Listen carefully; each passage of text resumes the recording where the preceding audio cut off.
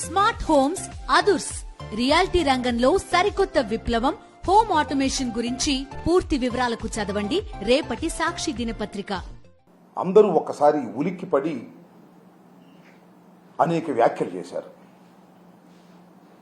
దేశవ్యాప్తంగా రాష్ట్ర వ్యాప్తంగా తెలుగువారు ఎక్కడున్నా కూడా అందరూ కామన్గా చేసినటువంటి కామెంట్ ఏంటంటే దీన్ని నిగ్గు తేల్చాలి. ఇది జగన్మోహన్ రెడ్డి గారి ప్రభుత్వం అధికారంలో ఉన్నప్పుడు లడ్డూ ప్రసాదంలో కల్తీ కలిసిందని అధికారంలో ఉన్నటువంటి ఒక ముఖ్యమంత్రి గారు చేసినటువంటి ఆరోపణ రాజకీయ ఆరోపణగా మిగిలిపోకూడదు, దీనికి ఒక లాజికల్ ఎండ్ కావాలి అనేటువంటి ఉద్దేశంతో అనేక మంది దీని మీద ఎంక్వైరీకి డిమాండ్ చేశారు. కొంతమంది అయితే సిబిఐ ఎంక్వైరీ అన్నారు, కొన్ని పార్టీలు. కొందరైతే సిట్టింగ్ జడ్జి చేత విచారణ జరిపించాలన్నారు. కొందరైతే సిట్టింగ్ జడ్జి పర్యవేక్షణలో ఒక ప్రత్యేకమైన స్పెషల్ ఇన్వెస్టిగేషన్ టీమును వేసి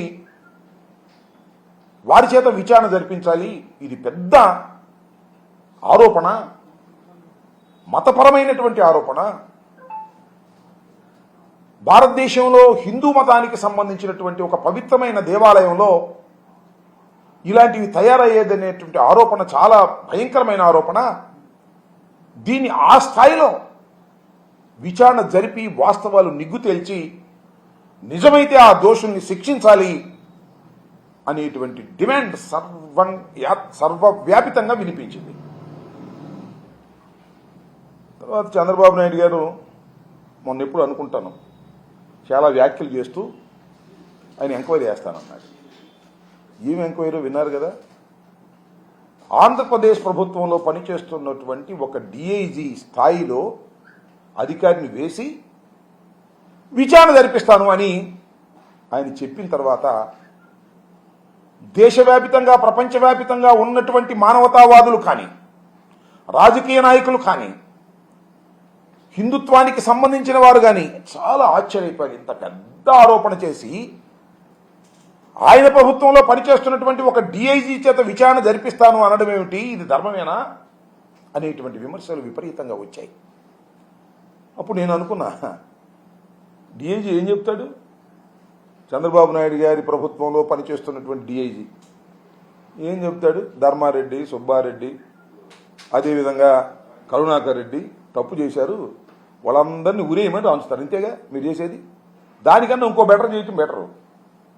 మీ అబ్బాయి ఉన్నాడు కదా లోకేష్, విద్యాశాఖ మంత్రి, ఆయన నాయకత్వంలో కమిటీ వేసి విచారణ జరిపించండి, ఈజీగా అయిపోతుంది.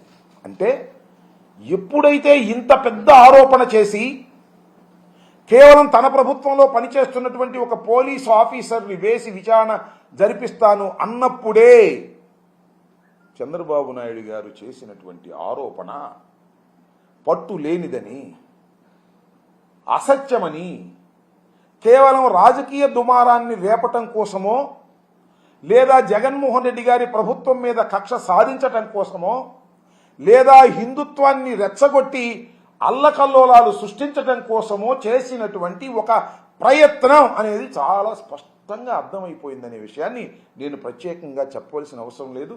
విఘ్నులైనటువంటి తెలుగు ప్రజలు, హిందుత్వవాదులు, మతాలు సామరస్యంగా ఉండాలని కోరుకునే, లౌకికతత్వం కావాలని కోరుకునే మేధావులు ఆలోచిస్తే వెంటనే అర్థమయ్యేటటువంటి అంశము అని మనవి చేస్తున్నాం. నేను ఏంటంటానంటే ఇక్కడ ఒక ఆరోపణ చేశారు ఒక రాజకీయ నాయకుడు, అందులోనూ ముఖ్యమంత్రి గారు. ఎవరి మీద ఆరోపణ చేశారు? గత ప్రభుత్వం మీద చేశారు. అంటే ఒకసారి ముఖ్యమంత్రిగా చేసినటువంటి జగన్మోహన్ రెడ్డి గారు ఆ ప్రభుత్వం దిగిపోయిన తర్వాత కొత్తగా వచ్చినటువంటి రాజకీయ ప్రభుత్వం చంద్రబాబు నాయుడు గారు ఆరోపణ చేశారు.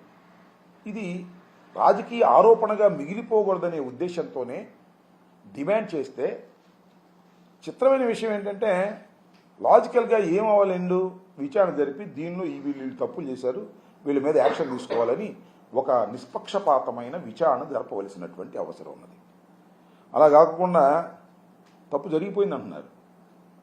ఈనాడు వాళ్ళు ఇన్వెస్టిగేషన్ చేసి పేపర్లో రాసేస్తున్నారు. మొట్టమొదటి రోజునేమో అనుమానం అన్నారు, రెండో రోజునేమో నిజం అన్నారు. ఆంధ్రజ్యోతి కూడా ఇన్వెస్టిగేషన్ చేసేసి రాసేస్తుంది, ఆయన టీవీలు కూడా ఇన్వెస్టిగేషన్ చేసి రాసేస్తున్నారు, రాసేసి శిక్షించాలంటున్నారు. ఏంటి నాకు అర్థం కాల. మీరు అలాంటప్పుడు డిఐజీ స్థాయిలో అధికారిని ఇంకా వేయాల్సిన అవసరం ఏముంది? ఈనాడు చెప్పినట్టు, ఆంధ్రజ్యోతి చెప్పినట్టో లేదా టీవీలు చెప్పినట్టు చేసేయండి. ఏమిటి దుర్మార్గం అంటున్నా. ఒక గుడ్డగాల్చి మొఖాన వేసిన తర్వాత మీరు దాన్ని మేము తుడుచుకునే కార్యక్రమం కాకుండా వాస్తవాలు చెప్పేటటువంటి పరిస్థితి ఉండాలి.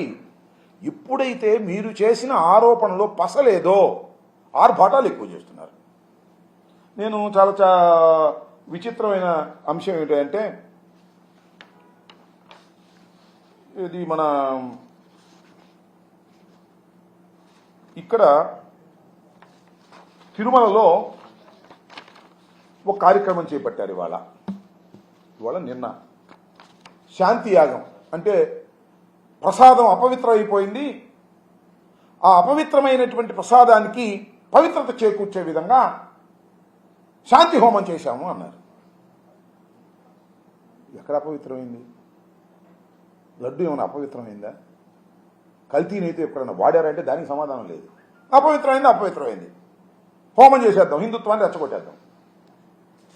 దీనికి తోడు మళ్ళా మన పవన్ కళ్యాణ్ గారు, డిప్యూటీ సీఎం గారు ప్రాయచిత్త దీక్ష చేపట్టారు. ఆయన ప్రాయచిత్త దీక్ష మేము చేపడతాం, నిరూపించండి. ప్రాయచిత్తం అంటే ఏంటి? మేము తప్పు చేశాము, మమ్మల్ని క్షమించిన ఆయన అని కదా ప్రాయచిత్తం. ఒక మాటలో చెప్పాలంటే కరెక్ట్ ప్రాయచిత్తానికి చక్కని ఉదాహరణ మొన్న జరిగింది. ఆ కాకినాడ రూరల్ ఎమ్మెల్యే గారు ఒక దళితుడిని, డాక్టర్ని ఇష్టం వచ్చినట్టుగా దూషించారు. ఏం దూషించారో నేను చెప్పను, కెమెరాల ముందు బాగోదు, అవన్నీ సర్క్యులేట్ అయినాయి. ఆయన తప్పు అయిపోయిందండి, నేను ప్రాయచిత్త దీక్ష చేసుకుంటున్నానని చేశాడు. అది ప్రాయచిత్త దీక్ష అంటే. మేము కూడా చేస్తాం, నిరూపించండి అంటున్నా. నిజంగానే వైఎస్ఆర్ కాంగ్రెస్ ప్రభుత్వం అధికారంలో ఉన్నప్పుడు ధర్మారెడ్డి గారో, సుబ్బారెడ్డి గారో లేదా కరుణాకర్ రెడ్డి గారి కాలంలో కల్తీ కలిసింది జంతు నూనె అని చెప్పండి, నిరూపించండి. నువ్వు చెప్తేనా? ఎవరు? చంద్రబాబు నాయుడు గారు చెప్తాను, లోకేష్ చెప్తాను, లేదంటే పవన్ కళ్యాణ్ గారు చెప్తాను. మేము ప్రాయచిత్త దీక్ష చేయాలి? నాకు అర్థం కాదు. రాజకీయంగా కక్ష పెట్టుకున్న మీరు నిరూపించండి, మేము ప్రాయచిత్త దీక్ష చేస్తాం. మీరెందుకు చేస్తున్నారు నాకు అర్థం కాదా. పవన్ కళ్యాణ్ గారు ఎందుకు ప్రాయచిత్త దీక్ష చేస్తున్నారు?